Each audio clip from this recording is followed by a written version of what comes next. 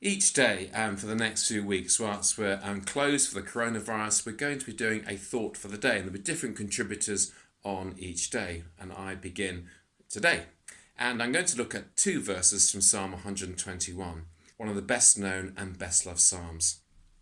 I lift up my eyes to the mountains. Where does my help come from? Says the psalmist. As you know, I love to go for an early morning run. And lately, even though it's first thing in the morning, I've breathed a huge sigh of relief as I've left the house. I feel the fresh air in my lungs, afresh and anew. I felt my brain calm down a little. I feel that I've escaped from the all-pervading presence of the coronavirus. Media, social media, newspapers, emails, updates. What does this mean? Where is this going? Invade my brain first thing in the morning.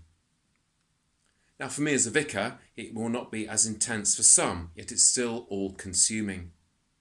Imagine being the Prime Minister, the Chief Scientific Advisor, the Chief Medical Officer, a doctor or a nurse or a member of staff in the NHS, having to make critical decisions which affect the lives of millions of people. Or someone who has contracted the virus, especially with an underlying condition. Or someone who is self-isolating, someone who has high levels of anxiety or indeed stress. All of us, however we are reacting to the virus and the threat of the virus, need to be reminded of Psalm 121 and verse 1. I lift up my eyes to the mountains. Where does my help come from? Where does my help come from in times of stress?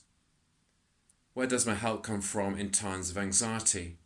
Or at a more fundamental level, where does my help come from? Now, the psalmist is not asking a question that needs to be answered by us. He's asking a rhetorical question. And the answer comes in verse 2. My help comes from the Lord, the maker of heaven and earth.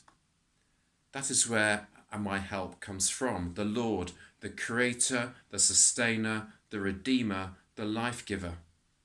Yet in a crisis, sometimes we don't see that or indeed simply experience that. Sometimes we can't even see the mountain. Our felt experience could well be absence as opposed to presence. Charlie Mackesy posted a wonderful drawing from his book, The Boy, the Fox, the Horse and the Mole. And the picture is this. There are dark clouds, said the boy.